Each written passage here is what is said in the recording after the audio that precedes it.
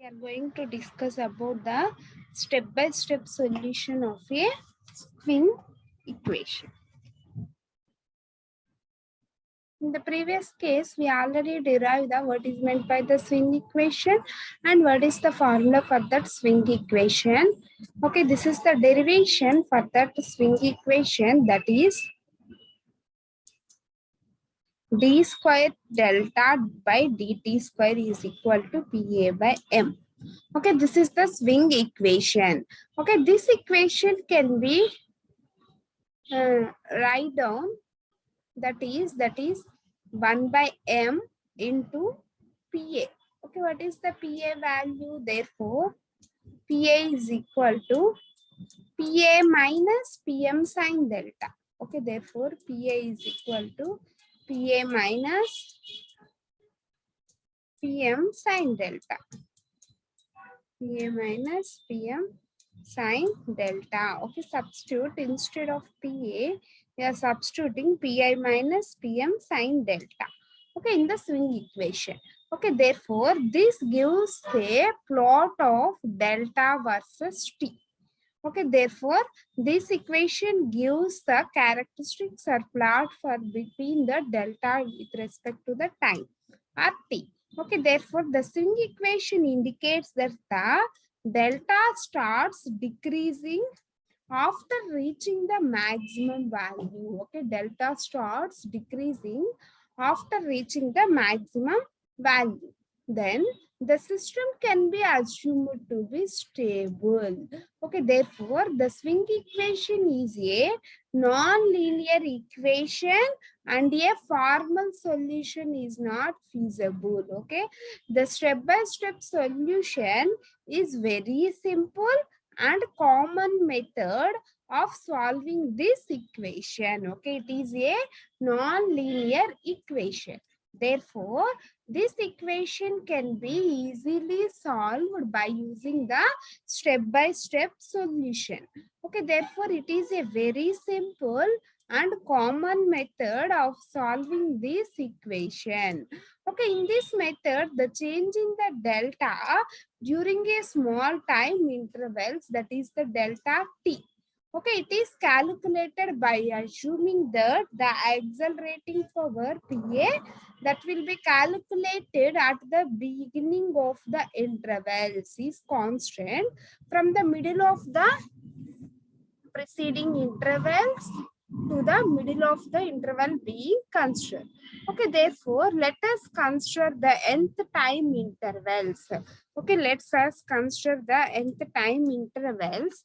Okay, which begins at t is equal to n minus 1 into delta t. Okay, which begins at t is equal to n minus 1 into delta t. Okay, the angular position of the rotor at this instant is delta n minus 1.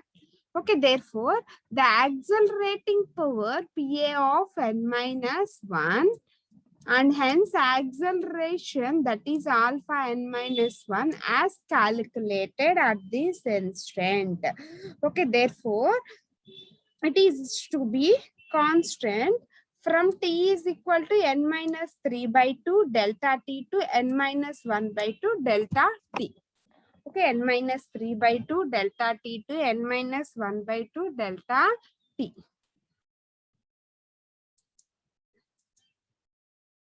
During these intervals, the change in the rotor speed, how the rotor speed that will be changed means, that is delta omega n 1 by 2. Okay, during this interval, how the change in the rotor speed, that is delta t into alpha of n minus 1, that will be equal to delta t by m into PA of n minus 1. Okay, this is the change in the rotor speed. Okay, therefore, the speed at the end of nth intervals, the speed at the end of nth intervals is the omega n 1 by 2 is equal to omega n 3 by 2 plus changes in the omega n 1 by 2. Okay, therefore assume that change in the speed occur at the middle of the intervals. Okay, where the change that will be time at the middle of the intervals. Okay, that is t equal to n minus 1 by delta t. Okay, this is the middle of the intervals. Okay, which is same instant for which the acceleration was calculated. Then the speed is assumed to remain constant till the middle of the next interval is, in the other words, the speed is assumed to be constant at the value omega n 1 by 2. Throughout the nth intervals from t is equal to n minus 1, delta t to t and n delta t. Okay, this is the change in the intervals that will be observed in the graph. This is the time versus power t by delta t, and this is the natural power PA. Okay, therefore, this is the discrete solution and this is the continuous solution. Okay, this is the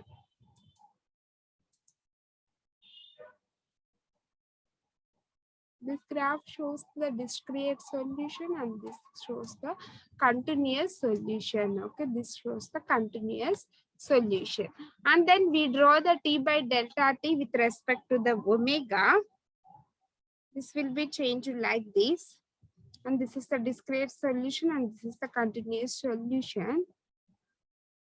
What is the difference between discrete and continuous solution? Means the omega n by n minus 1 by 2 minus omega n minus 3 by 2. Okay, this is the graphical representation how the step by step the swing equation that can be changed. And this is the delta to t by delta t. Delta n minus 1, delta n minus 2. Okay, this is the t by delta t. That is n minus 1, n minus 2. Okay, therefore, this is the discrete solution and this is the continuous solution.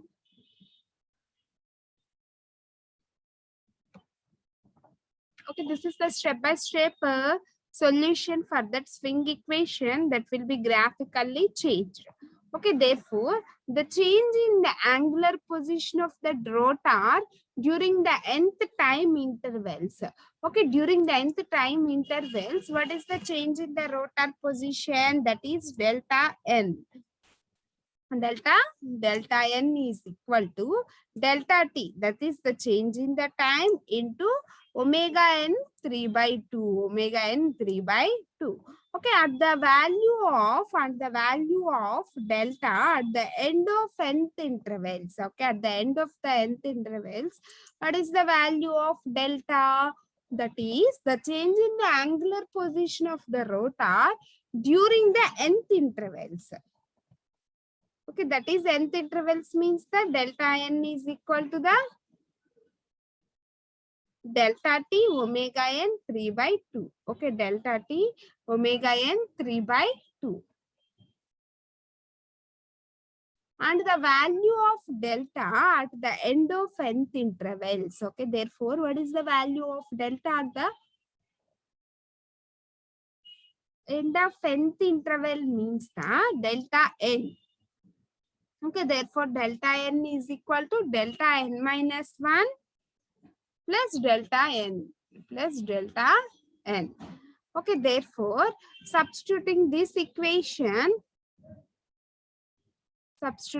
delta equation in the delta n. Okay, therefore, delta n equal to delta t omega n 3 by 2 plus delta t by m whole square PA of n minus 1.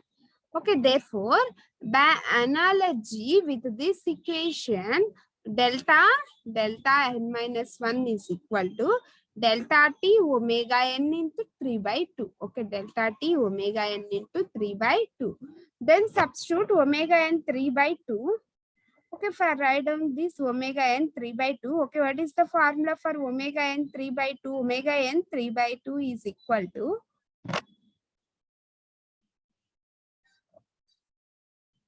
delta n minus 1. to delta t. Okay, therefore,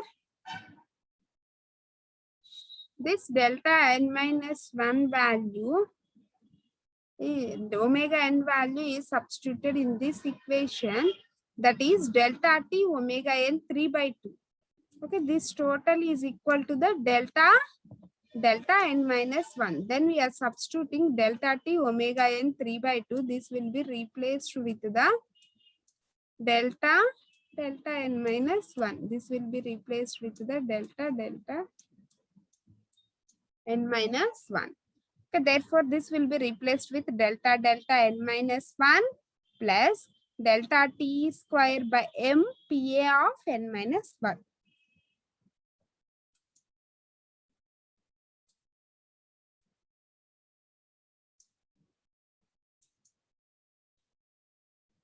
Okay, therefore, this gives the increment in the angle delta, during any intervals. That means the nth intervals. Okay, during the calculations, okay, special attendance has to be paid to effect of the discontinuities in the acceleration power, that is the PA. Okay, therefore, this occurs when a fault is applied or cleared, or when a switching operations takes place. Okay, therefore, there is a discontinuities occur at the beginning of that intervals. Therefore, the average value of PA before and the after the discontinuities, that is thus for calculating the increment of the delta. Okay, first interval after a fall, that is delta 1 is equal to delta t by m PA by 2. Okay, PA naught is the accelerating power. PA naught is the accelerating power immediately after occurrence of the fault. Therefore, PA naught is equal to 0 and the increment in the rotor angle is 0. Therefore, PA naught is equal to the 0 and there is a increment in that rotor angle. Okay, next coming to the multi-mission stabilities. Okay, how the multi-mission system will be stable. Okay, that will be explained. Okay, the equal area criteria cannot be used directly in the system where 3 or more missions are represented. Okay, if the network or if the system having the 3 or more number of missions, okay, in that case we are not representing the equal area criteria, because the complexity of new level computations increases with the number of missions considered in the transient stability studies. Okay, if the number of missions that will be connected, then there is a complications in that numerical computations, and numerical calculations is also difficult to each to the system complexity of that modelings and therefore computational burdens. Okay, therefore the following assumptions are commonly made in the transient stability studies. Okay, if you are having the more number of missions that will be connected in the system, okay, in this case we are obtaining the some complexities for obtaining that transient stability. Okay, that's why we are not we does not use the any equal area criteria in these situations. Okay, therefore the mechanical power input to the each system remains the constant. Therefore, the mechanical input power that will be given to the mission, that is constant. And also the damping power is negligible, and each mission may be represented by a constant transient reactance. Therefore, the each mission is represented by the transient reactance in series with a transient interval voltages. Okay, in series with the transient intervals of the voltages. Okay, these are the following assumptions that will be considered in the case of a transient stability studies. Okay, these are the following assumptions that will be considered in the case of a transient stability.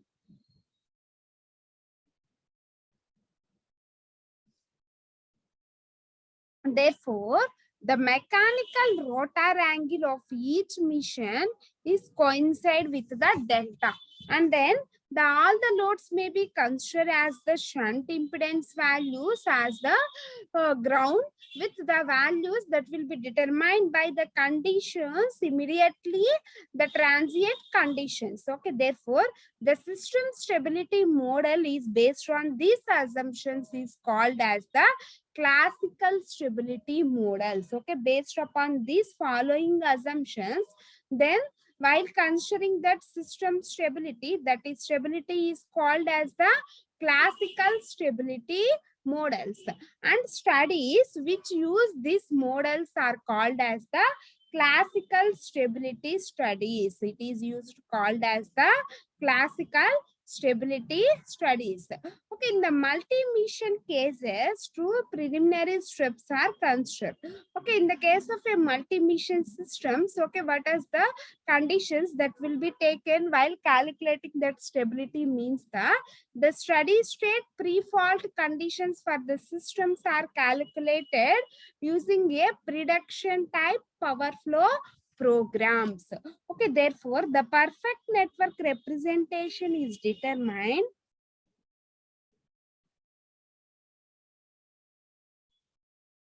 and then it is modified to the account for the fault and for the post-fault conditions. Okay, therefore, the transient intervoltages of each generator then be calculated. That is the formula. Voltage E is equal to the VT plus J XD dash into I, XD dash into I. Okay, this is the equation for that transient interval voltages in the case of a multi-mission system. Okay, where VT is the corresponding terminal voltage and I is the output current. Okay, therefore VT is the corresponding terminal voltage and I is the output current. Therefore, the each load is converted into a constant admittance to the ground. Okay, therefore that value is converted into the admittance to the ground. Therefore, we are calculating or we are using the formula that is admittance YL is equal to P minus JQL by V square, where P minus JQL is the load and VL is the magnitude of that voltage, load voltage. Therefore, the bus admittance matrix is used for pre-fault power flow calculations. Therefore, that will be used for calculating that pre-fault power flow conditions. Therefore, the injector current is 0 at all the buses except the interval buses of the generator, except the intervals of the generator. Okay, clear?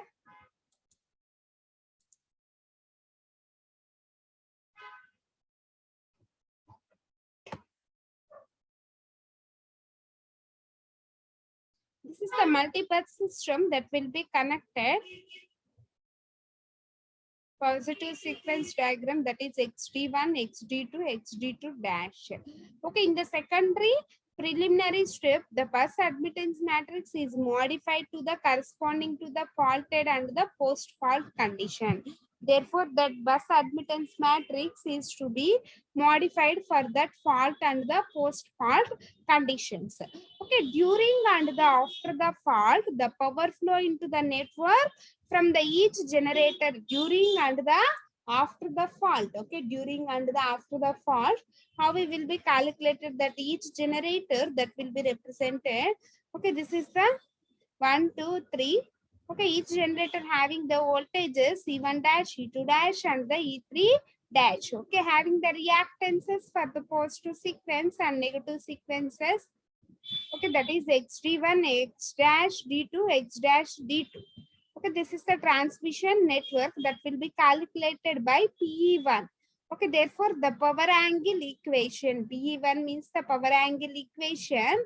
Therefore, PE1 is equal to E1 dash square G1 plus E1 dash E2 dash Y12 cos of delta 12 minus theta 12 plus E1 dash, E3 dash, Y13 cos of delta 13 minus theta 13. Okay. In this case, delta 12 is the delta 1 minus delta 2. Okay, in this case, delta 1 is the delta 1 minus delta 2. Okay, similarly, the equations are written for PE2 and PE3 using Yij elements. Okay, therefore, the matrix is the 3-bus system. Therefore, 3 generators we are using. Then what is the dimension for that matrix? That is the 3 by 3. We are using the 3 generators. Okay, then the bus admittance matrix is approximate to the fault or the post-fault conditions. Then the PIX for the two-part equation, that is PII minus PEI. Okay, from I is equal to 1, 2, 3. Okay, we are having the 3 generators. That's why we are considering 1, 2, 3.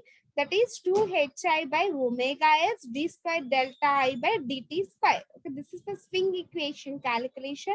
By using that swing equation, okay, we are write down the formula for that PII minus PE. Okay, that is PI minus PE. Pi minus Pe is equal to the d square delta by dt square. Then this will be multiplied with 2hi by omega s. Okay, clear? That will be multiplied with 2hi by omega s. Therefore, which represent the motion of the each rotor during the fault and the post fault period.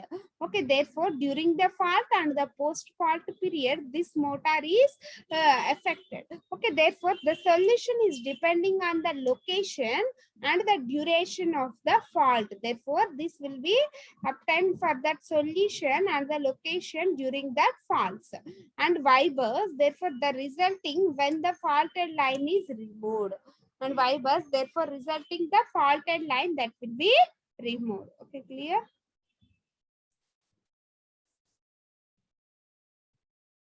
Next. What are the factors that will be affected in the case of a transient stability? While considering or while calculating that transient stability, what are the different factors that will be considered?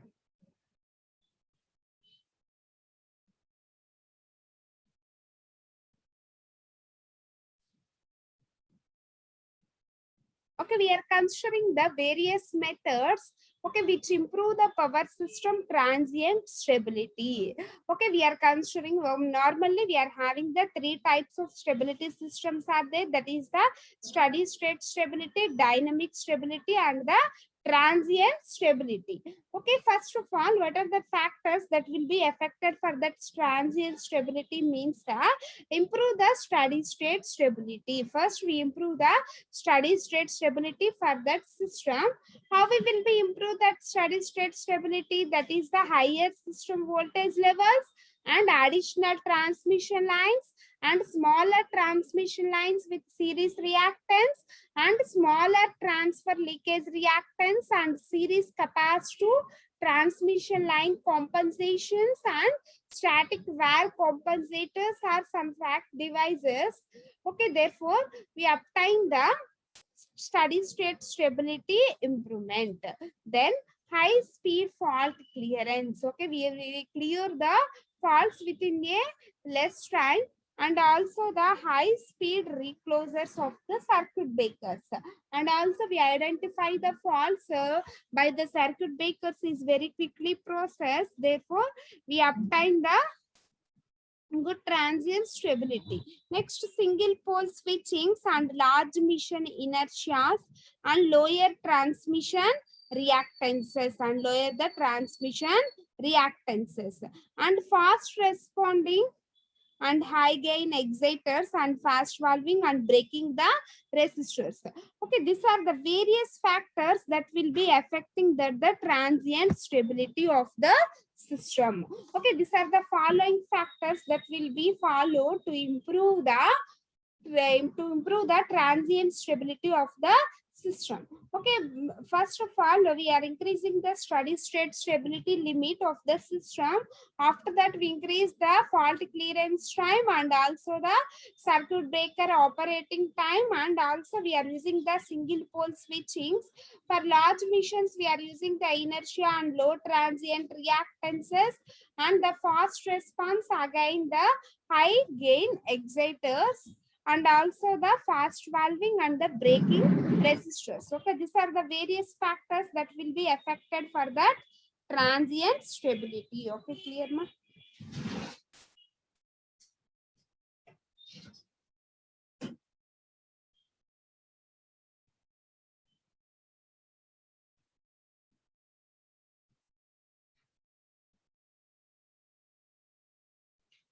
These are the various steps for calculating the step-by-step procedure for that swing equation. How we will improve that swing equation and what are the modifications that will be done in the case of a swing equation by using the step-by-step procedures and the step-by-step modification methods.